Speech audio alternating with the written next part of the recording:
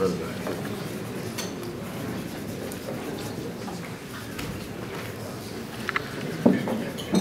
1712, in the colony of Virginia, a British slave owner by the name of Willie Lynch introduced his self-titled, foolproof method of continuing the making and controlling the slaves, guaranteed to last a minimum of 300 years.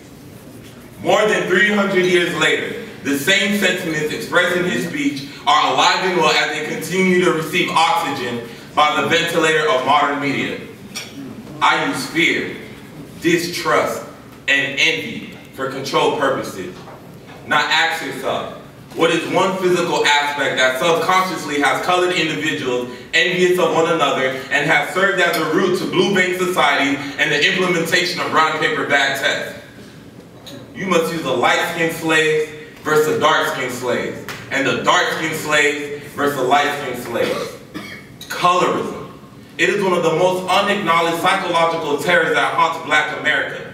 Colorism is a term coined by Alice Walker in 1982, defined as preferential treatment for same-race people based solely on the color.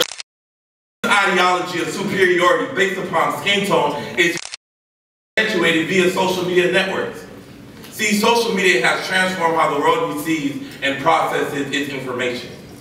The big three on the team of social media, Facebook, Twitter, and Instagram, have a combined 1,735,000,000 active users per month. When put into perspective, there are only 313.9 million people in the United States of America. So now that tweet correlating the lighter skin tone of the African American male to being overly sensitive in that same Instagram post of a dark skinned woman being inferior to a woman of lighter skin went from being a joke for simple-minded retweets and likes to now how someone will treat them in society. See, how powerful is the media? Malcolm X once declared, it must be understood that the media is the most powerful entity on earth. They have the power to make the innocent guilty and the guilty innocent because they control the minds of the masses. Malcolm X's words of limestone stand on a foundation of validity which rival the Great Pyramids of Giza. His statement is a profound realization of how presumption of innocence simply does not exist when it comes to Black America.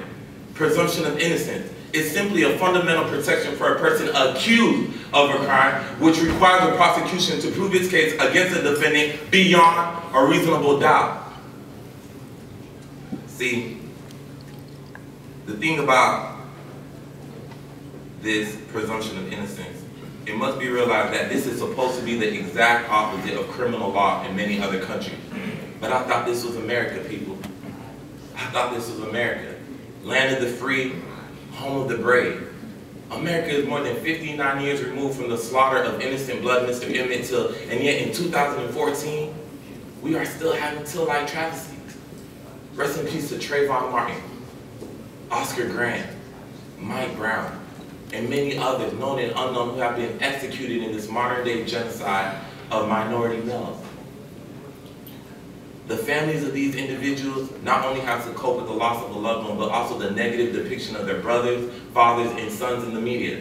Where were the pictures of Mike Brown in his cap and gown as a high school graduate getting ready to start his first day of college? Or the pictures of Oscar Grant as a caring father with his daughter in various outlets of mass media? We must collectively realize the system was never illustrated to include Black America on the same canvas of justice. See, mass media is painting Black America with the same brush of misconception. The brush of spreading violence and ignorance, and the brush of improper medical diagnosis, which continue to paint the portrait of the school to prison pipeline. But misconceptions of African Americans and Black America is nothing new. They were originally set ablaze in the early 1800s with the introduction of minstrel shows known as blackface, which ignited an eternal flame of heedlessness and disrespect towards Black America. But to what extent are we responsible for the mockery of our own kind? Postings of bottles and VIP coupled with twerk videos without realizing the internet is forever only adds fuel to the fire of disgrace which was originally lit over 200 years ago. See, even in the realm of television, shows like Love and Hip Hop further delineate our ebony queens as obnoxious, money-hungry, loud-mouthed savages. the way these shows are raising up our young daughters, are brainwashing them into a lifestyle of being overly dependent peasants instead of the Nubians and goddesses they really are. As alpha men, we must initiate the battle of converting mass media into our favor to build our people. No matter how colossal this task may seem, Philippians 4:13 proclaims, I can do everything through Christ who strengthens me. We must stand united with our heads held high, bleeding, bruised, and pale while fighting this good fight. In the words of President Obama, the future rewards those who press on.